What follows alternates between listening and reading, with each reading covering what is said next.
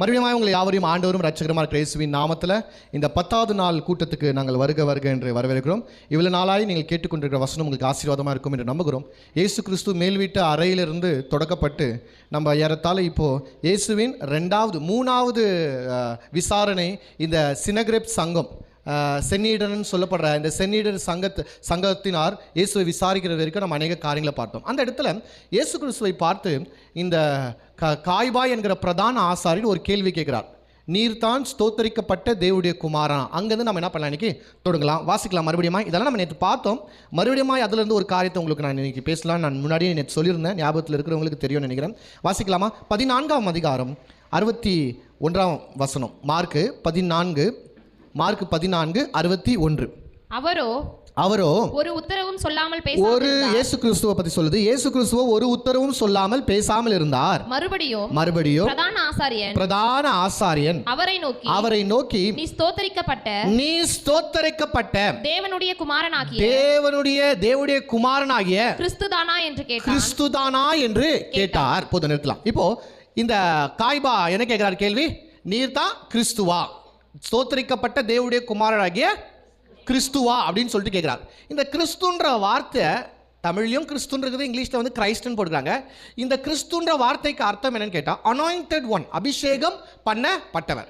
இந்த அபிஷேகம் பண்ணப்பட்டவர்ன்ற பேருக்கு இன்னொன்று எபிரியர்கள் ஒரு வார்த்தை சொல்லுவாங்க, அதுதான் மெஸ்ஸையான்னு சொல்லுவாங்க.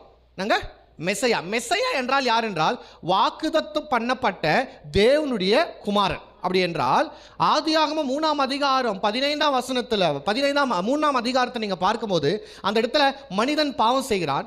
மனிதன் பாவம் செய்தபடியால் தேவன் வருகிறார். தேவன் வந்து ஆதாம் இடத்துல கேட்கிறார், ஆதாம் நான் சாப்பிடாதன்னு சொன்ன கனி நீ சாப்பிட்டது உண்டான்னு சொல்லும்போது ஆதாம் வந்து தன் மனைவியை கை காமிக்கிறான். நீர் கொடுத்த ஸ்திரீ தான் என்ன பண்ணா இது எனக்கு கொடுத்தான்னு சொல்றாரு. ஸ்திரீ இடத்துல ஆண்டவர் கேட்கும் போது ஸ்திரீ யாரை சொல்றா? பிசாசி சொல்கிறா. அப்படியால இப்போ அந்த இடத்துல ஆண்டவர் பிசாசியும் சபித்தார், பிசாசிக்கும் கொஞ்சம் சாபத்தை கொடுத்தார். அதே போல மனிதனுக்கும் ஆணுக்கும் கொஞ்சம் சாபத்தை கொடுத்தார், பெண்ணுக்கும் என்ன பண்ணாரு? சாபத்தை கொடுத்தார். இப்போ சாபத்தை கொடுத்தாரு, இவங்க பாவம் பண்ணனால இவங்களை வெளியே துரத்தி விட்டாரு. ஆனா மறுபடியும் இந்த மனிதர்களை ரட்சிக்கணும் என்பது தேவன் வைத்திருக்கிற திட்டமா இருக்கிறது. அல்லேலூயா. நல்லா கவனிங்க. பிசாசி என்றவன் யார் என்று கேட்டால் அவன் ஒரு தேவதூதன். விழுந்து போன தேவதூதனை தான் நம்ம என்னன்னு சொல்கிறோம்? பிசாசி என்று சொல்கிறோம். காரணம் என்னன்னு கேட்டால் பிசாசி பாவம் செய்யும் போது தேவன் அவருக்கு மீட்புன்ற திட்டத்தை வைக்கல. என்னது? மீட்புன்ற திட்டத்தை வைக்கல. ஆனால் தேவன் மனிதனை உருவாக்கும் போது மீட்பின் திட்டத்தை அவர் ஆரம்பத்திலே வைத்தார். அல்லேலூயா. எத்தனை பேருக்கு புரியுது? தேவதூதர்கள் பாவம் செய்யும் போது, அவர் தேவனுக்கு விரோதமாக செய்யும் போது அவங்களுக்கு என்ன இல்லைன்னு கேட்டால் மன்னிப்புக்கான வழியே இல்லை. மன்னிப்புக்கான வழியே இல்லை. ஆனால் கர்த்தர் நமக்கு அந்த வாய்ப்பை உண்டு பண்ணியிருக்கிறார். மீட்பிற்கான வழியை கர்த்தர் நமக்கு உண்டு பண்ணியிருக்கிறார். யார் மூலியமாய்? இயேசு கிறிஸ்து மூலியமாய் அந்த வழியை நமக்கு ஆயத்தம் பண்ணியிருக்கிறார். இப்போ கவனிங்க, மனிதன் பாவம் செய்தபடியால் தோட்டத்திட்டு வெளியே வந்துட்டான், அவன் சபிக்கப்பட்டவனா ஆயிட்டான். ஆனால் கடவுள் மனிதன் செய்த பாவத்துக்கான ஒரு சொல்யூஷனை, சரி, மனிதன் செய்த தவறை மனிதன் மூலியமாய் சரிப்படுத்தும்படியாய் ஒரு தீர்க்க தரிசனத்தை 3:15 சொல்லப்படுது. அந்த வசனத்தை நம்ம வாசிக்கலாமா? 3:15. ஆதியாகமம் 3:15. உனக்கும் ஸ்திரீக்கும் உன் வித்துக்கும் அவள் வித்துக்கும் பகை உண்டாக்குவேன். அவர் உன் தலையை நசுக்குவார். அவர் யாரு? அவரா? அவளா? அவர் உன் தலையை நசுக்குவார். பாருங்க, இதை கொஞ்சம் டீட்டெயிலாக நம்ம பார்க்கலாம். உனக்கும் ஸ்ரீக்கும் உன் வித்துக்கும் அவள் வித்து. பாருங்க, யார் வித்துக்கும்? அவள் என்றால் ஆனா பெண்ணா? பெண்ணு. சொல்லிட்டு சொல்றாரு, உன் வித்துக்கும் அவள் வித்துக்கும் பகையை உண்டாக்குவேன். அவர், கரெக்டா? அந்த வார்த்தை என்ன பண்றாங்க? அவர். அப்ப அவர்னா இது ஆனா பெண்ணா? ஆண். அப்போ ஒரு ஸ்ரீயோடைய வித்துல இருந்து ஒரு ஆண் வருவாரு. அந்த ஆண் என்ன பண்ணுவார் என்றால் உன் தலையை நசுக்குவார். நீ அவர், மறுபடியும் சொல்லப்படுது, நீ அவர் குதிகாலை நசுக்குவாய். இவ்வளவு நாளா நம்ம படிச்சுக்கிறது கவனிச்சு பார்க்கமா? அப்போ என்னன்னா, ஸ்ரீயின் வித்துல இருந்து ஒரு அவர் வருவார். முதலாவது இந்த ஸ்ரீ யார்? இங்க சொல்லப்படுறவனமாய் இங்க ஏவாள் தான் நம்மளுக்கு தெரியுது. ஏவாளை தான் ஆண்டவர் பேசுறார். இல்ல, அங்க உண்மையாவே ஸ்ரீன்னு சொல்லப்படுது. பார்த்தீங்களா? அந்த ஸ்ரீ யாருன்னு கேட்டா மரியாள். நீங்க இப்போ மரியாள் மூலியமாய் பிறக்கப்படுற அவர் யார்? அவர் யார்? இயேசு. அப்ப இந்த இடத்துல சொல்லப்படுது இயேசு கிறிஸ்துவை குறித்து முன்பாகவே தீர்க்கதரிசனம். இவங்க இயேசுன்னு நம்ம சொல்றதை விட மேசையா என்று சொல்லணும். அதுதான் கரெக்டான வார்த்தை. அதுக்காக தான் இங்க நான் கொண்டு வந்தேன். மேசையா ஒரு கண்ணின் வயிற்றுல பிறக்க போறார். அந்த கண்ணின் வயிற்றுல பிறக்கப்படுற மேசையா தான் தேவனுடைய குமாரனாக இருக்க போகிறார். புரியுதுங்களா நான் பேச காரியம்? அந்த தேவனுடைய குமாரன் தான் இஸ்ரவேலை நித்தியமாய் ஆளுகை செய்ய போகிறார். அவர் ராஜாவாய் இருப்பார். அவர் ஜனங்களை ரட்சிப்பார். இவைகளை எல்லாமே யூதர்கள் அறிந்து வைத்திருக்கிறார்கள். எத்தனை பேர் புரியுது நான் பேச காரியம்? அறிந்து வைத்திருக்கிறார். அப்போ அந்த மெசையாக்காகத்தான் இவ்வளோ நாட்கள் யூதர்கள் காத்து கொண்டே இருந்தார்கள். எவ்வளோ நாட்கள்? இயேசு கிறிஸ்துடைய காலம் மாத்திரம் இல்லைங்க, இன்னைக்கு வரைக்கும் யூதர்கள் இயேசு கிறிஸ்துவுக்காக மேசையாவுக்காக காத்து கொண்டிருக்கிறார். இதை யூதர்கள் ரொம்ப ஸ்ட்ராங்கா நம்பினாங்க. இந்த பிரச்சனை இதுல என்ன பிரச்சனைன்னு கேட்டா, மேசையாவுக்காக காத்து கொண்டிருக்கும் போது அநேக பேர் மேசையான்னு சொல்லிட்டு வரலாறு முழுமையாய் நான் தான் மேசையான், நான் தான் மேசையான்னு, நான் தான் இயேசுன்னு சொல்லுவங்க அநேக பேர். அதனால தான் இயேசு கிறிஸ்துவை குறித்து யோவான் எழுதும்போது எழுதுவார் என்றால், கள்ள தீர்க்கதரிசிகள் நானே கிறிஸ்து என்று உங்களிடத்தில் என்ன பண்ணுவாங்க? சொல்லுவார்கள். அவர்களை நீங்க என்ன பண்ணக்கூடாது? விசுவாசிக்க கூடாது, நம்ப கூடாது. காரணம் என்ன? இயேசு வாழ்ந்த காலம் மாத்திரம் அல்ல, இயேசுவுக்கு பின்னாடி மாத்திரம் அல்ல, இயேசுவுக்கு முன்னாடி கூட அநேக பேர் நான் தான் மேசையான்னு சொல்லிட்டு வரலாற்றில் அநேக முறை அதை சொல்லியிருக்கிறாங்க. அநேக முறை சொல்லியிருக்காங்க. ஒவ்வொன்றா அது பார்க்கறதுக்கு டைம் இல்லை. ஏன் இந்த 2-3 நூற்றாண்டுக்கு முன்னாடி கூட நான் தான் மேசையான்னு சொல்லிட்டு சொன்னவங்க எத்தனை பேர்? வரலாறு முழுமையாய் அநேக பேர் கிறிஸ்து நான் என்று சொன்னவங்க எழுந்தவர்கள் அநேக பேர் இருக்கிறாங்க. அப்போ இயேசுவும் அதை தான் சொல்றார். இவங்களுக்கு ஒன்னா இயேசு மேசையான்னு சொல்றது ஒன்றும் புதுசு இல்லை. நான் இல்லை, பல பேரை இவங்க பார்த்துருக்குறாங்க. நான் தான் இயேசு, நான் தான் மேசையான்னு சொன்னவங்க. இப்போ இப்படி இருக்கிறபடியால இந்த யூதர்கள், இந்த வேத பாரகர்கள், இவங்க எல்லாருமே சேர்ந்து ஒரு குழுவாய் உக்காந்து மேசையா அவன்றான், நான் தான் மேசைன்னு ஒருத்தன் சொல்றான், இவன் நான் தான் மேசைன்னு இன்னொருத்தர் சொல்றாங்க, அந்த ஊர்ல இருக்கிறவங்க நான் தான் கிறிஸ்துன்னு சொல்றாங்க, இந்த ஊர்ல இருக்கிறவங்க நான் தான் இயேசுன்னு சொல்றாங்க. இவ்வளவு பேர் சொல்றாங்களே, உண்மையான மேசையாக்கான ஒரு அடையாளம் என்ன? சரி, உண்மையான மேசையை நம்ம எப்படி தான் கண்டுபிடிக்குதுன்னு சொல்லிட்டு இயேசு கிறிஸ்துக்கு வாழ்ந்திருந்த காலத்துக்கு முன்பாகவே எல்லா யூத தலைவர்களும் நியாயப்பிரமாணத்தினுடைய டீச்சர்களும் இவங்க எல்லாம் ஒன்னா சேர்ந்து ஒரு 3 அற்புதத்தை அவங்க என்ன பண்ணாங்கன்னா லிஸ்ட் அவுட் பண்றாங்க. 3 அற்புதத்தை. இந்த 3 அற்புதம் யாரு செய்கிறார்களோ அவங்க தான் யாரு? மேசையா என்று ஒரு 3 அற்புதத்தை அவங்க நியமித்து வைக்கிறாங்க. இதை பண்ணிட்டா நான் ஒத்துக்கிறேன்ப்பா, இவர் தான் மேசையான்னு சொல்லிட்டு. இதை பண்ணிட்டா நான் ஒத்துக்கிறேன்ப்பா, இவர் தான் மேசையான்னு சொல்லிட்டு ஒரு 3 அற்புதங்களை அவர்கள் வைத்திருந்தார்கள். அந்த அற்புதங்கள் பேர் தான் என்னமா? மேசையாவின் அற்புதங்கள், த மெசையானிக் மிராக்கிள். இதை யார் செய்கிறார்களோ அவர்கள் தான் உண்மையாகவே மேசையா. ஏன்னா நான் தான் மேசையா, நான் தான் மேசையான்னு சொல்றவங்கலாம் இதை என்ன பண்ண முடியாது? செய்ய முடியாது. இதை செய்கிறவர்கள் தான் உண்மையாகவே மேசையா என்று என்ன பண்ணாங்கன்னா அவர்கள் ஒரு நியமித்து வைத்தார்கள். அந்த அற்புதங்கள் என்ன? அந்த அற்புதங்கள் என்ன? அதை இயேசு செய்தாராம். அல்லேலூயா. சரி, முதலாவது அற்புதம், மேசையாவின் அற்புதம் என்ன அப்படின்னு பார்க்கலாம். முதலாவது மேசையாவின் அற்புதம் என்னன்னு கேட்டா, யூதர்கள் என்ன வைத்திருக்காங்க என்றால், ஒரு யூத குஷ்டரோகியை சுகம் ஆக்க வேண்டும். அதுதான் முதல் அடையாளம். மேசையாவின் அற்புதங்களில் முதல் அடையாளம் என்னென்றால், ஒரு யூத குஷ்டரோகி சுகமாக்கணும். நான் அந்த வார்த்தையை ரொம்ப தெளிவாக உபயோகப்படுத்தினேன். யூத குஷ்டரோகி, எல்லா குஷ்டரோகி அல்ல, யூத குஷ்டரோகி. ஏன் இந்த குஷ்டரோகத்தை இவங்க ஹைலைட் பண்றாங்க? குஷ்டரோகியை சுகமாக்குனா தான் அது அவங்க மேசையா என்று ஏன் சொல்றாங்க அப்படின்னு பார்க்கும்போது, இந்த குஷ்டரோகன்ற வியாதி அன்றைய தினத்தில் இயேசு கிறிஸ்துக்கு முன்னாடியும் யூதருடைய வழக்கத்தில் பிரகாரம் பார்க்கும்போது, யூதருடைய கலாச்சாரத்தில் பார்க்கும்போது இது மிக கொடுமையான ஒரு வியாதி.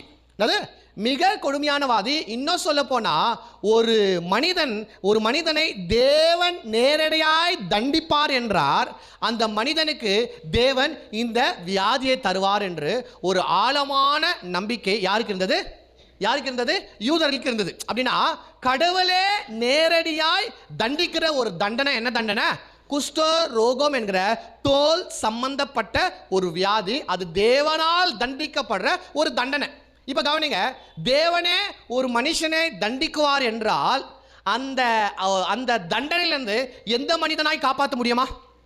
எந்த மனிதனாய் கடவுளே ஒருத்தர் பனிஷ் பண்ணும்போது, கடவுளுக்கு மேல ஒருத்தர் தான் என்ன பண்ண முடியும்? அவனை ரெடி பண்ண முடியும். ஆனா கடவுளுக்கு மேல யாருமே இல்லை. அப்ப தேவனே ஒரு மனுஷனை தண்டிப்பார் என்றால் அந்த மனுஷனை காப்பாற்ற முடியாது. அப்போ இதுக்கு தான் யூதர்கள் என்ன பண்ணிடுறாங்கன்னா, கடவுளே ஒரு மனுஷனை தண்டிக்குவார் என்றால் அவனுக்கு தான் என்ன வரும்? குஷ்டரோகம் வரும். அந்த குஷ்டரோகத்தை ஒரு சாதாரணமான வைத்தியன் சரி பண்ண முடியாது. அந்த குஷ்டரோகத்தை ஒரு தீர்க்கதரிசி சரிப்படுத்த முடியாது. அந்த குஷ்டரோகத்தை ஒரு ஒரு பெரிய பெரிய ஆள், நான் தான் மேசையான்னு சொல்லுற, அதை சுகப்படுத்த முடியாது. இந்த தேவனாலே தண்டிக்கப்பட்ட ஒரு மனுஷன் குஷ்டரோகத்தில் இருக்கிறான் என்றால் அந்த மனுஷனை ஒரு மனுஷன் காப்பாற்ற முடியும் என்றால் அது மேசையாவல்னால மாத்திரமே கூடும் என்று பார்க்கிறோம்.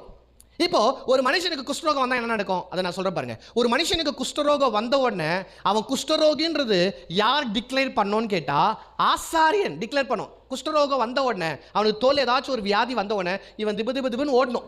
யார்கிட்ட ஓடணும்? ஆசாரியன் கிட்ட ஓடணும். ஆசாரியன் கிட்ட ஓடணும்னா ஆசாரியனை கிளைனா செக் பண்ணுவான். அவனுக்கு தெரியும் உண்மையான குஷ்டரோகம் என்றால் என்ன, அது எப்படி வரும்ன்றது ஆசாரிக்கு தெரிந்திருக்கிறபடியால ஆசாரி அவன் என்ன பண்ணுவான்னு கேட்டா கிளீனா செக் பண்ணுவான். கிளீனா செக் பண்ணிட்டு அவனுடைய பேரு, அவனுடைய ஊரு, அவன் எந்த கோத்திரத்துக்கு சேர்ந்தவன், அவங்க அப்பா பேர் என்ன, என்னைக்கு அவனுக்கு இந்த நோய் வந்திருக்குது, இதெல்லாம் டீட்டெயிலாக எழுதிட்டு தேவாலயத்தில் அவன்கிட்ட இருக்கிற அந்த புக்கில் எழுதிட்டு அவன் டிக்ளேர் பண்ணுவான். என்ன டிக்ளேர் பண்ணுவான் என்றால் இவன் ஒரு குஷ்டரோகி என்று இன்னைக்கு நம்ம என்ன பண்ணுறோம்? டிக்ளேர் பண்ணுறோம். ஆதலால் இவன் ஒரு தீட்டு உள்ள ஒரு மனிதன், தீட்டு உள்ள மனிதனாக இருக்கிறபடியால இவன் ஆலயத்துக்கு புறம்பாகணும். இவன் ஊருக்கு வெளியே போகணும். ஊருக்கு வெளியே போய் வெளியே அவனுக்குன்னு ஒரு கூடா இருக்கும், ஒரு கேம்ப் இருக்கும், அங்கத்தான் வாழணும். இவன் பொதுமக்கள் மத்தியில் வரக்கூடாது. ஒருவேளை இவன் கிட்ட யாராச்சும் வந்தாலோ இவன் 2 கையை தூக்கி சொல்லணும், நான் அசுத்தம் அப்படின்னா நான் தீட்டுள்ளவன் சொல்லிட்டு இவன் கத்தணும். இந்த சத்தத்தை கேட்டவனா அவங்களுக்கு புரிஞ்சிடும் யார் இவன். இவன் குஷ்டரோகியான ஆள், நம்ம என்ன பண்ண கொஞ்சம் தூரம் இருக்கணும்னு சொல்லிட்டு இருக்கணும். ரெண்டாவது, இவன் ஒரு விதமான ட்ரெஸ்ஸை போட்டுருக்கணும், கிழிஞ்ச ட்ரெஸ், அல்லது இவனுக்குன்னு ஒரு தனியான ஒரு உடை கொடுக்கப்பட்டிருக்கும். அந்த உடையை பார்த்தாலே நம்ம புரிஞ்சுக்கலாம் அவன் யாரு? குஷ்டரோகி. அப்ப குஷ்டரோகி என்னப்பட்டவன்? தீட்டு என்று கருதப்படுவான், அசுத்தம் என்று கருதப்படுவான். யாராச்சும் கிட்ட வந்தா கைகளை உயர்த்தி நான் தீட்டுள்ளவன் என்று அவன் கத்தணும். வித்தியாசமான உடைகளை போட்டு கொண்டிருப்பான். எல்லாத்துக்கும் மேல இவன் ஊருக்கு வெளியே இருப்பான். ஆசாரியுடைய லிஸ்ட்ல இவன் பேர் எழுதிருக்கும். இவனுடைய ஊரு, பேரு, குலம், கோத்திரம் எல்லாமே எழுதியிருக்கப்பட்டிருக்கும். ஒருவேளை இந்த ஆசாரிய, ஒருவேளை இந்த குஷ்டரோகி சுகம் ஆயிட்டு இருப்பான் என்றால், சுகம் ஆயிட்டா இவன் மறுபடியும் யார்கிட்ட தான் போகணும்? ஆசாரி கிட்ட தான் போகணும். ஆசாரி கிட்ட போன உடனே ஆசாரி 3 விதமான செக்கப் பண்ணுவார். ஆசாரி எத்தனை விதமான செக்கப் பண்ணுவாரு? 3 விதமான செக்கப் பண்ணுவாரு. அந்த 3 விதமான செக்கப் என்னன்னு கேட்டா, முதலாவது இவன் உண்மையாகவே தேவாலயத்தினால குஷ்டரோகி என்று டிக்ளேர் பண்ணப்பட்டவனா என்று பார்ப்பார். எப்படி பார்ப்பாரு? அவர்கிட்ட தான் என்ன இருக்குது? லிஸ்ட் இருக்குது. அந்த லிஸ்ட்டை செக் பண்ணுவார். 1. ரெண்டாவதாக அவனை செக் பண்ணுவார். செக் பண்ணிட்டு குஷ்டரோகம் நல்லாயிட்டு இருக்குதான்னு சொல்லிட்டு செக் பண்ணுவார். 3ஆவதாக நீ எப்படி சுகமாவ அப்படின்னு சொல்லிட்டு கேட்பார். எப்படி சுகமான, யார் உன்னை சுகமாக்குறது? ஆட்டோமேட்டிக்காக அதுவே சுகமாயிட்டு இருந்துச்சு என்றால் கடவுளை என்ன பண்ணியிருக்காரு? இவனை சுகம் பண்ணிட்டு இருக்கிறாருன்னு சொல்லிட்டு அவன் ஆசாரி என்ன பண்ணுவான்? இது முதல் கொண்டு இவன் அசுத்தமானவன் அல்ல, இவன் சுத்தமானவன், இதுக்கப்புறம் அவனுடைய வீட்டில் அவன் போய் சேர்ந்துக்கலாம், அவன் கோத்தத்தில் சேர்ந்துக்கலாம், யாருமே இவனை வந்து தூரம் பண்ணாதீங்க, இவனும் நம்மள ஒருத்தன் ஆயிட்டான்னு டிக்ளேர் பண்ணுவார். ஸோ இந்த 3 கேள்வி முக்கியம். முதலாவது என்ன? இவன் உண்மையாகவே குஷ்டரோகி உள்ள மனிதனாக இருந்தவனா? ரெண்டாவது, இவன் குஷ்டரோகம் சுகமானதா? 3ஆவது, இவன் எப்படி சுகமானா அப்படின்ற கேள்வியை கேட்பாங்க. இப்படிதான். ஆனா விஷயம் என்னன்னு கேட்டா, இஸ்ரவேல் தேசத்துல ஒரு மனிதன் குஷ்டரோகியா ஆயிட்டவன் இது முதல் இயேசு வாழ்ந்த கால வரைக்கும் ஒரு மனுஷனும் ஆசாரியன் கிட்ட ரிட்டர்ன் வந்ததே இல்லை. நான் நல்லா ஆயிட்டேன், என்னை செக் பண்ணி வீட்டுக்கு அனுப்புங்கன்னு சொல்லிட்டு ஒரே ஒரு குஷ்டரோகி கூட போனவன், ஆசாரி டிக்ளேர் பண்ண எந்த குஷ்டரோகியோ ரிட்டர்ன் வந்ததாய் இஸ்ரவேல் வரலாற்றுல சரித்திரமே இல்லை. எப்போ? இயேசு வாழ்ந்த காலம் வரைக்கும். ஆனா ஒரு சம்பவம் நடக்குது. வாசிக்கலாமா? லூக்கா 5வது அதிகாரம் 12ஆம் வசனத்திலிருந்து 16ஆம் வசனம் வரைக்கும் வாசிக்கலாமா? பின்பு அவர் ஒரு பட்டணத்தில் இருக்கையில் குஷ்டரோகம் நிறைந்த ஒரு மனுஷன் இயேசுவை கண்டு முகம் குப்புற விழுந்து ஆண்டவரே உமக்கு சித்தமானால் என்னை சுத்தமாக்க உம்மால் ஆகும் என்று அவரை வேண்டிக் கொண்டார். போதும். இப்போ நான் கேட்குற ஒரு கேள்வி, நான் சொன்ன ஆல்ரெடி, இது முதல் கொண்டு குஷ்டரோகம் உள்ள ஒரு மனிதன் சுகமே ஆனந்தல. ஓகேவா? ரெண்டாவது நான் சொன்னேன், குஷ்டரோகன்ற வியாதியை யார் தருது? கடவுள் டைரக்டா பனிஷ் பண்றபடியால அந்த வியாதியை யாரால சுகமாக்க முடியுமா? சுகமாக்கவே முடியாது. கரெக்டா? நியாயமான கேள்வியா? குஷ்டரோகத்தை ஒரு மனுஷனை என்ன பண்ண முடியாது? சுகம் ஆக்கவே முடியாது என்று நான் என்ன பண்ண உங்களுக்கு ஆல்ரெடி சொன்னேன். இப்போ இது குஷ்டரோகிகள் யாருன்னா சுகமான வரலாறு இருக்குதா? அதுவும் இல்லை. இந்த மனுஷனுக்கு இதெல்லாம் தெரியுமா? இந்த குஷ்டரோகிக்கு குஷ்டரோகத்துக்கு மெடிசனே இல்லை, மருந்தே இல்லை, இது சுகமே ஆக முடியாதுன்றது தெரியுமா? தெரியும். ரெண்டாவது, குஷ்டரோகம் வந்தவ கடவுளால டைரக்டா தண்டிக்கப்பட்டவன் என்று தெரியுமா? தெரியும். மூணாவது, குஷ்டரோகத்தை சுகமாக்க முடியும் என்றால் அது மேசையால மாத்திரமே கூடும் என்று தெரிஞ்சிருக்குமா? ஏன் இவன் யூதன் தெரிஞ்சிருக்குமா? தெரிஞ்சிருக்கும். இதெல்லாம் தெரிஞ்சவன் இயேசு கிறிஸ்துவிடத்தில் வந்து, ஆண்டவரே உமக்கு சித்தமானால் என்னை சுத்தமாக்கும் என்று கேட்கிறான் என்றால் என்ன அர்த்தம்? என்ன அர்த்தம்? அவர் தான் மேசையா என்று யார் அறிந்திருக்கிறது? இந்த குஷ்டரோகி அறிந்திருக்கிறார். எப்படி அறிஞ்சிருக்கிறார் என்றால் அவர் பண்ண பிரசங்கத்தினால. இது என்ன சம்பவம்? மத்தேயு 8ல நீங்க 1லேருந்து வாசிக்கும் போது இயேசு மலை பிரசங்கத்தை முடித்து கீழே வரும்போது தான் இந்த குஷ்டரோகி என்ன பண்றான்? வரான். அப்போ இந்த இயேசு கீழே இறங்கி வரும்போது இந்த குஷ்டரோகி வரல. இயேசு மேலே ஏறி பிரசங்கம் பண்ண தொடங்கத்திலிருந்து இயேசுடைய பிரசங்கத்தெல்லாம் இவன் என்ன பண்றான்? கேட்டு கொண்டிருக்கிறான். அப்ப இயேசுடைய பிரசங்கத்தை கேட்டு இவனுக்கு ஒரு தீர்மானத்துக்குள்ள வந்துட்டான். இவன் ஒரு தீர்மானத்துக்குள்ள வந்துட்டா. அது என்ன தீர்மானம் என்றால், இவர் தான் இப்படிப்பட்ட பிரசங்கம் பண்றார் என்றால், இவ்வளோ அற்புதமான பிரசங்கம் பண்றார் என்றால் இவர் தான் யாரா இருக்கணும்? எனக்கு ஒரு ஆச்சரியம் என்னன்னு கேட்டா, இஸ்ரவேல்ல யாருக்குமே புரியாத ஒன்று, இவ்வளவு நேரலாய் ஒதுக்கப்பட்ட, நிராகரிக்கப்பட்ட, அவமானப்பட்ட, தீர முடியாத கொடூரமையான வியாதியா இருக்கிற குஷ்டரோகத்தில் இருக்கிற ஒரு மனுஷன் அவன் முன்னாடி வரிசையில் உக்காந்து கால் மேல கால் போட்டு பிரசங்கத்தை கேட்டு இருக்க மாட்டா. கும்பல்ல உக்காந்து பிரசங்கத்தை கேட்டு இருக்க மாட்டா. எல்லாரும் விட்டு தூரமாய் தொழுவாய் ஒளிந்துன்னு மறைந்து தனியா ஒரு உக்காந்து கேட்கிறவனா தான் கண்டிப்பா இருந்திருப்பான். ஆனா அவனுக்கு புரிஞ்சிச்சு இயேசு மேசையா என்று அவன் அறிந்தபடியால தான் அவன் இயேசுவிடத்தில் வந்து, ஆண்டவரே உமக்கு சித்தமானால் என்னை சுத்தமாக்கு என்று கேட்கிறா. கேட்டவனே இயேசு சொல்றாரு, எனக்கு சித்தம் உண்டு, நீ வாவ் எப்படி ரிப்ளை பண்றாரு பாருங்க. நீ என்னை மேசையா என்று அறிந்து வந்திருக்கிற, ஆண்டவரே நீர் மேசையா ஆனால் என்னை குணமாக்குன்னு கேட்கிறான். இப்படி வச்சுக்கலாம். அப்படி இல்லை, இப்படி சொல்லாமே, உமக்கு சித்தமானால் என்னை சுத்தமாக்கு. அது இப்படி சொல்லாமே, ஆண்டவரே நீர் ஒருவேளை மேசையா இருப்பீர் என்றால் என்ன சுத்தமாக்கு. ஒருவேளை சுத்தமாக்கலாம் இவர் யார் இல்லை? மேசையா இல்லை. அதுக்கு ஆண்டவர் என்ன சொல்றாரு? நான் தான் மேசையா, நீ நல்லா ஆகு, நீ சுத்தம். அது எப்படி ஆன்சர் பண்றாரு பாருங்க. நீ மேசையா இருப்பீர் என்றால் என்னை குணமாக்குங்க. இயேசு சொல்றாரு, நான் தான் மேசையா, நீ குணமாவு. ஹல்லேலூயா. இப்போ இவன் குணமான உடனே இவன் எங்க ஓடி இருப்பான்? இவன் எங்க ஓடி இருப்பான்? ஆசாரிய இடத்துல ஓடி இருப்பான். ஆசாரிய இடத்துல ஓடி இருப்பான். ஆசாரிய கிட்ட என்ன சொல்லியிருப்பான்? நான் ஒரு குஷ்டரோகி, நான் குணமாயிட்டேன் அப்படின்னு சொல்லியிருப்பான். சொன்ன மாத்திரத்தில் ஆசாரி என்ன பண்ணியிருப்பான்? புக்கை திறந்து ஃபர்ஸ்ட் லிஸ்ட்டை பாப்பா. உன் பேர் என்னப்பா? XYZ. இருக்குது. நீ வந்து 5 வருஷத்துக்கு முன்னாடி, சும்மா ஒரு உதாரணத்துக்கு சொல்ல, 5 வருஷத்துக்கு முன்னாடி இந்த டேட்ல நீ குஷ்டரோகி ஆயிருக்கிற. கரெக்ட். உங்க அப்பா பேர்? கரெக்ட். எந்த ஊர்? கரெக்ட். எந்த கோத்திரம்? கரெக்ட். எல்லாம் கரெக்டாக இருக்குது. Okay fine. இப்போ ரெண்டாவது ஆசாரி என்ன பண்ணுவான்? செக் பண்ணுவான். கை காமி, கால் காமி, காது காமி, மூக்கு காமி, உன்னுடைய விரலெல்லாம் காமி.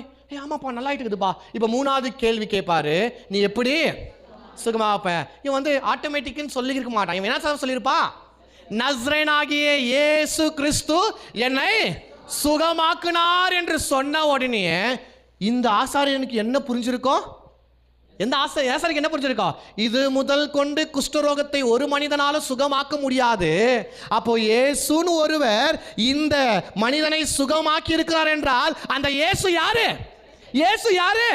மேசையா. அப்போ இந்த ஆசாரியன் நியாயமா என்ன பண்ணிருக்கணும்னு கேட்டா, தேவாலயத்துக்கு வெளியே வந்து எல்லாருக்குமே மெசேஜ் அனுப்பிச்சிருக்கணும். இத்தனை நாளாய் காத்து கொண்டிருந்த மேசையா வந்துட்டாருங்க. எப்படி சொல்றீங்கன்னா, இங்க ஒரு மனுஷன் சுகமா இருக்கிறான், அந்த சுகத்துக்கு காரணம் இயேசு, நசரேயனாகிய இயேசுன்னு சொல்றாங்க. அப்ப அந்த இயேசு தான் மேசையா என்று இஸ்ரவேல் முழுமையாய் அந்த வார்த்தையை ஸ்ப்ரெட் பண்ணிருக்கணும். இயேசு தான் மேசையா என்று இந்த ஆசாரி டிக்ளேர் பண்ணிருக்கணும். ஆனா ஆனா இந்த ஆசாரி என்ன பண்ணிட்டான், அதை மூடி மறைச்சிட்டான். ஏன்? இவங்க பொழப்புல மண்ணு விழுந்துரும். ஏன்னா இயேசு பத்தி உங்களுக்கு தெரியும்.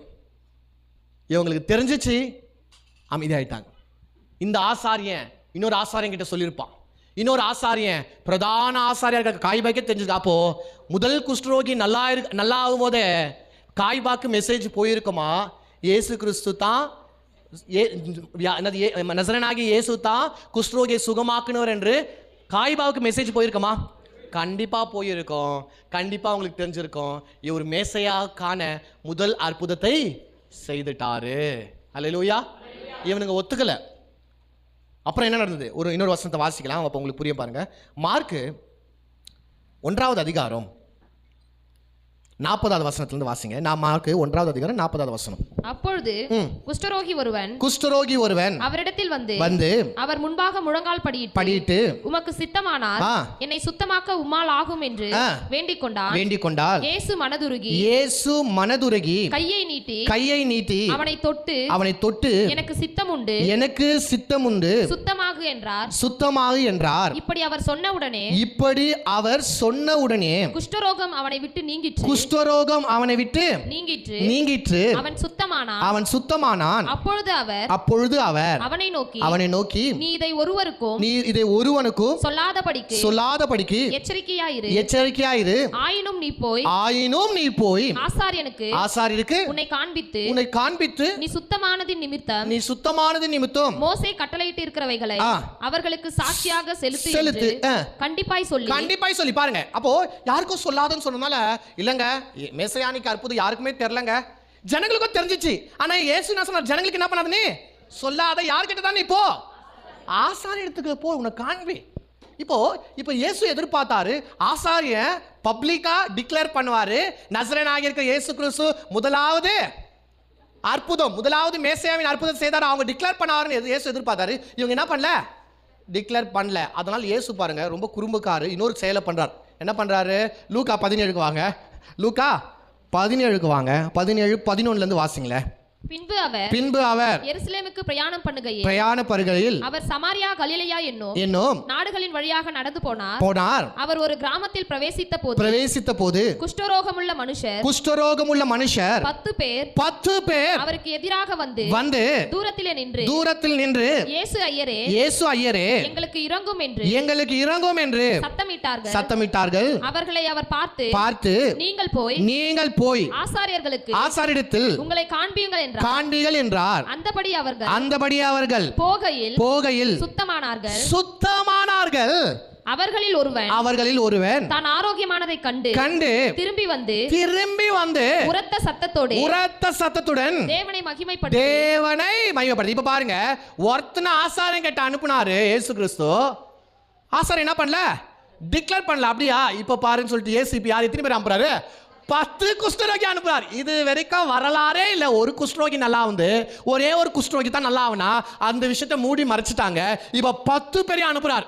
இப்ப 10 பேரும் போயிட்டு சுகம் ஆயிட்டாங்கன்னு வேதம் சொல்றது. இவங்க போய் ஆசாரியர் கிட்ட போய்ப்பாங்களா? போயிருப்பாங்க. இவங்க பேரை லிஸ்ட் எடுத்திருப்பாங்க. நான் 10 பேரும் நல்லா ஆயிட்டீங்களா? எப்படிப்பா நல்லா ஆயிட்டீங்கன்னு கேட்டா கோரஸா எல்லாமே சொல்றாங்க, நசரேயனாகிய இயேசு கிறிஸ்து எங்களை சுகமாக்குனார். இன்னொரு பெரிய இடி யார் மேல விழுந்துச்சு? ஆசாரி. ஆனா அப்ப கூட பாருங்க, அவனுங்க எவ்வளவு மோசமானுங்க. நீ 10 பேர்ல 100 பேரை சுகமாக்கினாலும் நாங்க டிக்ளேர் பண்ண மாட்டோன்னு அமைதியா இருக்கிறானுங்க. மோசமானவனுங்க பாருங்க இவங்கெல்லாம், அவ்வளவு மோசம். அப்ப இயேசு கிறிஸ்து முதலாவது அற்புதத்தை அடையாளத்தை செய்தார். இப்ப 2வது அற்புதத்துக்கு வரலாம்.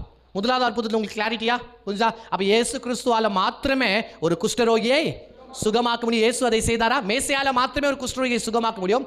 அதை இயேசு செய்தாரா? செய்தார். அதனால இவர் தான் யாரு? 2வது அற்புதத்துக்கு நேராக போகலாம். 2வது அற்புதம் என்னன்னு கேட்டால் பார்க்கலாம், வசனத்துக்குள்ள நம்ம போகலாம். இயேசு செய்த 2வது மெஸ்ஸையாவின் அற்புதம் மத்தேயு 12ஆம் அதிகாரம் 22ஆம் வசனத்திலிருந்து 29ஆம் வசனம் வரைக்கும் வாசிக்கலாம். 22ஆம் வசனத்திலிருந்து அப்பொழுது பிசாசு பிடித்த குருடனும் ஊமையுமான ஒருவன் அவரிடத்தில் கொண்டு வரப்பட்டான். குருடும் ஊமையுமானவன் பேசவும் காணவும் தக்கதாக அவனை சொஸ்தமாக்கினார். ஜனங்கள் எல்லாரும் ஆச்சரியப்பட்டு தாவீதின் குமாரன் இவர்தானோ என மேசையா என்றால் யாரு? தாவீதின் குமாரனாகத்தான் மேசையா பிறப்பாரு. நான் சொன்னது இங்க வந்து நிறைவேறிச்சா? இப்போ கவனிங்க, ஏன் இதை சொல்றாங்க அப்படின்னு கேட்டா, யூதர்கள் பொதுவா எப்படி பேயை துரத்துவாங்க அப்படின்னு கேட்டா, ஒரு மனுஷனுக்கு பேய் பிடித்திருந்தா அந்த மனுஷனுடைய ஐ கான்டாக்ட் பண்ணுவாங்க. ஐ கான்டாக்ட்னா அவங்க கண்ணோட கண்ணி இவங்க கண்ணை பார்த்து இவங்க என்ன பண்ணுவாங்கன்னா பேசுவாங்க. அவங்க கண்ணோட இவங்க கண்ணை பார்த்து பேசுவாங்க. ஒன்று கண்ணோட கண்ணு பார்ப்பாங்க. ரெண்டாவது இந்த பார்த்து இவங்களோட கூட பேச்சுவார்த்தை நடக்கும், கம்யூனிகேஷன் நடக்கும். எப்படின்னு கேட்டால், உன் பேர் என்ன? அப்படி தானே எல்லாம் பேய் ஓட்டுறவங்களும் கேட்குற ஃபஸ்ட்டு பேர், நீ யார்? உன் பேர் என்ன? நீ எங்கேருந்து வந்திருக்கிற? நீ ஏன் வந்த? இவங்க பேச்சுவார்த்தை ட்ரிக்ஸை தான் யார் ஃபாலோ பண்ணுது?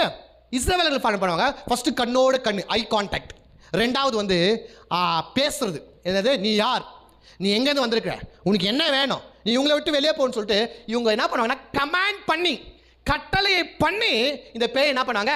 துரத்துவாங்க. இப்படி தான் பேய்களை துரத்துவாங்க. இப்படி இப்போ பாருங்களேன், இவனுக்கு என்ன கண்ணு, ஒரு மனுஷனுக்கு அவனுக்கு கண்ணு தெரியல. அப்போ கண்ணோட கண்ணு பார்க்க முடியுமா? ஃபஸ்ட்டே அவுட்டு. ரெண்டாவது அவங்ககிட்ட பேசணும், காதும் கேட்கல. இப்படி ரெண்டாவது அவுட்டு. இப்போ பார்க்கவும் முடியாது, நம்ம பேசுறது அவனுக்கு கேட்கவும் கேட்காது.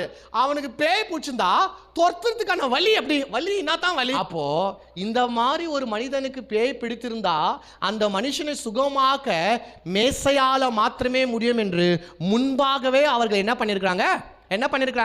ஒரு இந்த அற்புதத்தை அவங்க பிளான் பண்ணி வச்சுட்டாங்க. இந்த அற்புதத்தை செய்வது தான் உண்மையாகவே மேசையா என்று அவர்கள் குறித்து வைத்திருக்கிறார்கள். அந்த அற்புதத்தை இயேசு செய்கிறார்.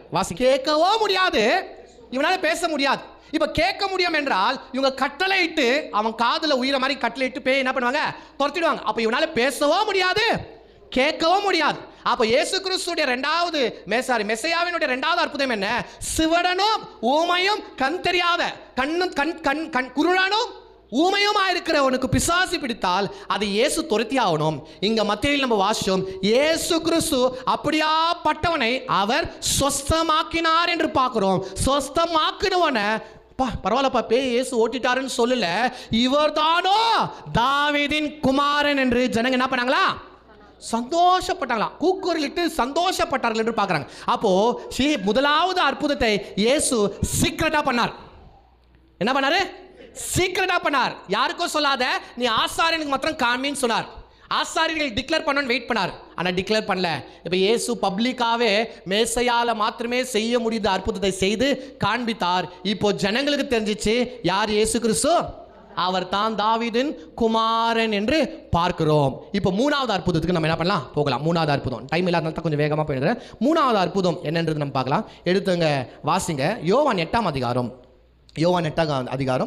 51 வசனத்தை பாருங்க. 59 8:59. அப்பொழுது அவர் மேல் எரியும்படி கல்லுகளை எடுத்துக்கொண்டார்கள். இயேசு மறைந்து அவர்கள் நடுவே கடந்து தேவாலயத்தை விட்டு போனார். இப்போ 9:1 இருந்து வாசிங்க.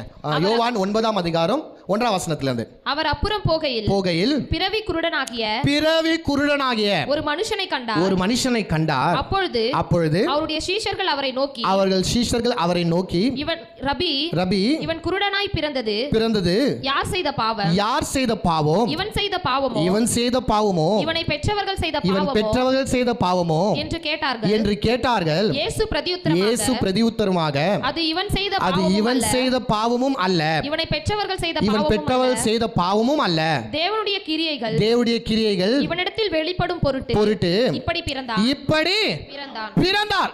ஓகே, கவனிங்க. இப்போ ரொம்ப முக்கியமான காரியம், இயேசு கிறிஸ்து மூணாவது மெசையாவின் அற்புதத்தை செய்கிறார்.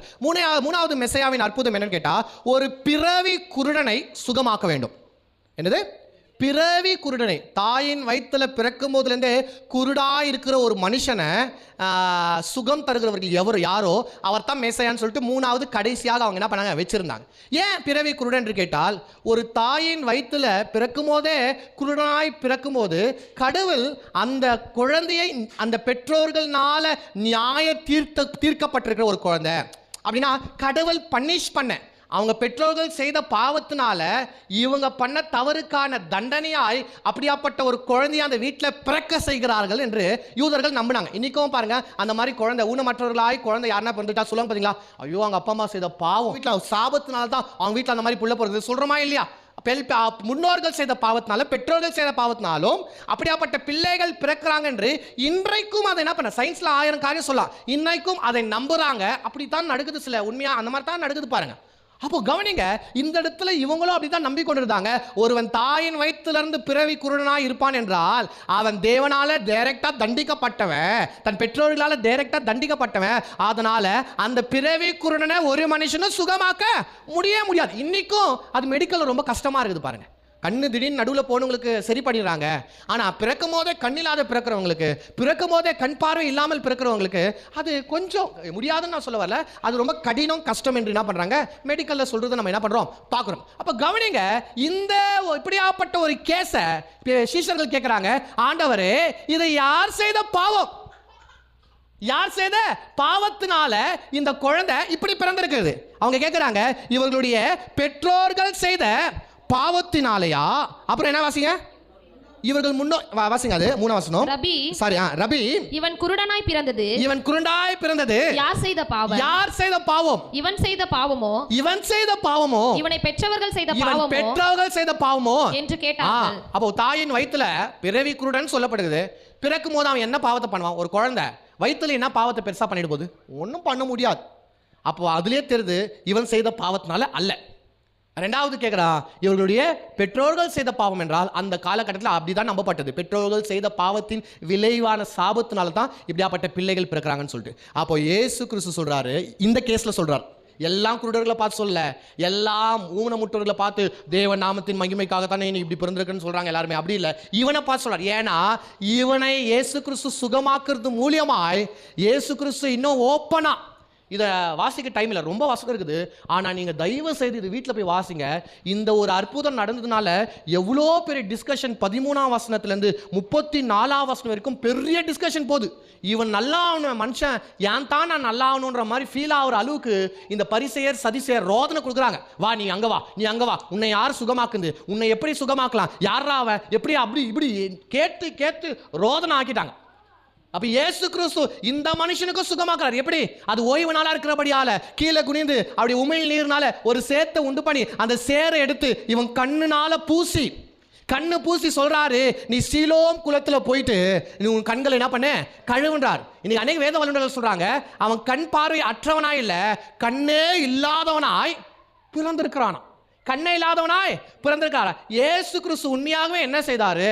அங்க ஆதியாகமம் 2ஆம் அதிகாரத்தில் வாசிக்கும் போது மனுஷனை அவர் பூமியின் மண்ணினால உருவாக்கினார்னு பார்க்கிறோம். பாத்தீங்களா? அப்ப தேவன் தான் பூமியின் மண்ணினால மனிதனை உண்டாக்குனார். அப்ப மனுஷனுடைய சரீரம் மண்ணினால உருவாக்கப்பட்டது. அதே போல தான் மனுஷனுக்குள்ள இருக்கிற எல்லா அவயமும் எதனால உருவாக்கப்பட்டது? மண்ணினால உருவாக்கப்பட்டது. அப்போ இயேசு கிறிஸ்து இங்க என்ன பண்றாரு? அங்க அதே இயேசு தான் மனிதனை உருவாக்கினார். இங்க அதே இயேசு என்ன பண்றாரு? தன்னுடைய உமிழ் நீருனால ஒரு மண்ணை உண்டு பண்ணி அது கண்ணை போல ரவுண்டா உருண்டையா பண்ணி அவனுடைய கண்ணிலே வச்சிருக்காரு பாருங்க. கண்ணிலே வச்சவன மண்ணை தான் வச்சாரு. அவன் போய் கண்களை கழுவின உடனே அது கண்களாய் மண்ணை கூட கண்ணாய் அவர் மாற்றினார். ஹல்லேலூயா. நான் தாங்க உங்களை சிருஷ்டித்தவர் என்று அவர் நிரூபிக்கும்படியாய் இந்த காரியத்தை அவர் செய்தார். இப்ப ஆச்சரியம் என்னன்னு கேட்டா, பிறவி குருடனை ஒரு மனிதனாலும் சுகமாக்க முடியாது. இப்படியாப்பட்ட சுகம் அளித்தது யார் என்று கேட்கிறாங்க. ஒரு முக்கியமான வசனத்தை மாத்திரம் வாசிட்டு முடிச்சிடலாம். 22ஆம் வசனத்தை பாருங்களேன். 22ஆம் வசனத்தை வாசிங்க. 9:22. அவனுடைய தாய் தகப்பனார் அவனுடைய தாய் தகப்பனார் யூதர்களுக்கு பயந்ததினால் இப்படி சொன்னார்கள். ஏனெனில் இயேசுவை கிறிஸ்து என்று எவனாவது அறிக்கை பண்ணால் அவனை ஜெப ஆலயத்திற்கு புறம்பாக வேண்டும் என்று யூதர்கள் அதற்கு முன்னே கட்டுப்பாடு செய்திருந்தார்கள். பாருங்க, கவனிங்க. இந்த சம்பவத்தினால நீங்க இங்க இதனால வாசிக்கும் போது நம்மளுக்கு ஏதாச்சும் புரியாது. ஆனா இப்ப புரியும். இயேசுவை கிறிஸ்து என்று எவனோ சொல்லக்கூடாது என்றார். அப்படி என்னங்க? ஏன்னா நான் அதுதான் சொன்ன ஆரம்பத்திலே, கிறிஸ்து என்றால் யாரு? அபிஷேகம் பண்ணப்பட்டவர். கிறிஸ்து என்றால் என்ன அர்த்தம்? மேசையான அர்த்தம். இப்ப இந்த அற்புதம் பண்ண உடனே இயேசு தான் கிறிஸ்து எல்லாருமே சொல்ல ஸ்டார்ட் பண்ணிட்டாங்க. இப்ப இவனுக்கு ஒரு ரூல்ஸே போட்டாங்க. இயேசுவை யாராச்சும் மேசையா என்று சொன்னீங்க, அவனுங்களை ஜெபாலயத்தை விட்டு துரத்திடுவேன். சாக கூட அடிக்கிறதுக்கு இவங்க ரெடியா இருக்காங்க. இவங்களை சாகடிக்க பிளான் பண்ணிட்டாங்க. நீங்க தயவு செய்து போய் 13 இருந்து 36 வரைக்கும் வாசி பாருங்க. இவங்களுக்கு நடக்கிற சம்பவத்தெல்லாம் அவ்வளவு பயங்கரமான ஒரு சம்பவம் நடந்துச்சு. அப்ப கவனிங்க, இயேசு கிறிஸ்து யூதர்களால நியமிக்கப்பட்ட மேசையாவனாலுமே கூடுமான அற்புதங்கள், 3 அற்புதங்களை குறித்து யூதர்கள் இயேசு பிறக்கிறதுக்கு பல 100 வருஷத்துக்கு முன்பாகவே அவங்க வச்சுட்டு இருந்தாங்க. மேசையால மாத்திரமே செய்ய முடிய அற்புதங்கள் இதுன்னு சொல்லிட்டு அந்த அற்புதத்தை இயேசு செய்தார். ஃபர்ஸ்ட் ரகசியமாய் செய்தார், அது யாருக்குமே தெரியல. ரெண்டாவது எல்லாருக்கும் தெரியணும்ன்றதுக்காகவே இயேசு 10 பேரை குஷ்டரோகிகளை சுகமாக்கினார். ரெண்டாவதாக ஊமையும் குருடனுமாயிருக்கிற பிசாசு பிடித்த மனுஷனை சுகமாக்கினார். அது நிமித்தம் ஜனங்க எல்லாருமே இவர் தான் கிறிஸ்து, தாவீதின் குமார் என்று எல்லாருமே ஆர்ப்பரித்தாங்க. கடைசியாக பிறவி குருடனா இருக்கிற மனிதனை இயேசு கிறிஸ்து சுகமாக்கினார். சுகம் ஆக்குறது மூலியமாக எல்லாருக்குமே கன்ஃபார்ம் ஆயிடுச்சு, இயேசு தான் கிறிஸ்து. சொல்லுங்க, இயேசு தான் கிறிஸ்து என்று எல்லாருக்குமே தெரிஞ்சிச்சு. இந்த விஷயம் காய்பாவுக்கும் தெரிஞ்சிருக்கும். இதை இதெல்லாம் அற்புதத்தை செய்து இயேசுக்கு தெரியாது அவர் தான் கிறிஸ்து என்று அவருக்கும் தெரியும். தெரிஞ்சதுனால தான் அங்க மார்க் 14 அதிகாரம் 63 பேசும்போது இயேசு பார்த்து அவங்க கேட்குறாங்க, நீ தான் ஸ்தோத்தரிக்கப்பட்ட தேவனுடைய குமாரனாகிய கிறிஸ்துவா என்று கேட்கும்போது, அதனால தான் இயேசு தைரியமா சொல்றாரு, நீ என்ன சொல்றாரு? அவர் நான் தான். அவர் கிறிஸ்து நீ கேட்டியே, அவர் நான் தான். உனக்கே தெரியாது, ஜனங்களுக்கு எல்லாருக்குமே தெரியும் நான் தான் மேசையா என்று, நான் தான் கிறிஸ்து என்று. அப்போ இயேசு கிறிஸ்து பகிரங்கமா இப்போ டிக்ளேர் பண்றாரு, என் அற்புதத்தெல்லாம் பார்த்துருக்கிறல்ல, நீ என் அற்புதத்தெல்லாம் கேட்டுக்கிறல்ல, நீ என் அற்புதத்தெல்லாம் விசாரிச்சிருக்கல, உனக்கு தெரியாதா நான் கிறிஸ்து என்று? ஆமா, நீ சொல்கிறபடி நான் தான் தேவனுடைய குமாரன், பிதாவின் வலது பாசத்தில் உட்கார போகிறதும் நான் தான், மீண்டும் இந்த பூமிக்கு வரப்போகிறதும் நான் தான் என்று இயேசு பகிரங்கமா டிக்ளேர் பண்றார். சும்மா பூச்சாண்டி பேசல, நானும் இயேசு சொல்றவர் அல்ல. அவங்க வச்சிருந்தாங்க மேசையானா இதெல்லாம் பண்ணுவார் என்று. அதெல்லாம் இயேசு பண்ணி காண்பித்து முதலாவது அற்புதம் பண்ணுவது யாருக்கும் சொல்லாதன்றாரு. ஆனா 3 அற்புதம் செஞ்ச பிறகு நான் தான் கிறிஸ்து என்று பகிரங்கமாய் சொல்லுகிறாங்க. இதெல்லாம் பார்த்த ஜனங்க தான், அதனால தான் ஜனங்க தாவீதின் குமாரனுக்கு ஓசன்னா என்று சொல்றாங்க. ஏன் இந்த 3 ஜனங்க பார்த்தாங்க, இந்த 3 பேதுரு பார்த்தான், இந்த 3 சீஷர்கள் பார்த்தாங்க. அதனால தான் பகிரங்கமாய் இயேசு தான் மேசையா என்று அவங்க டிக்ளேர் பண்ணாங்க. அப்போ இயேசுவே மேசையா என்று நாமும் நம்புகிறோம். அதை அவர்கள் மறுதலித்து இயேசுவை சிலுவில் அறியதை நாம் பார்க்குறோம். சரி, தொடர்ந்து நாளைக்கு நீங்கள் வாங்க. இயேசு கிறிஸ்துவுக்கு நடந்த ஃபர்ஸ்ட் விசாரணை, பொலிட்டிக்கல் ட்ரையல்னு சொல்லுவாங்க, சிவில் ட்ரையல், பிலாத்து கிட்ட நடந்த அந்த விசாரணையை பார்க்கலாம். கர்த்தர் உங்களை ஆசீர்வதிப்பார். ஆமென்.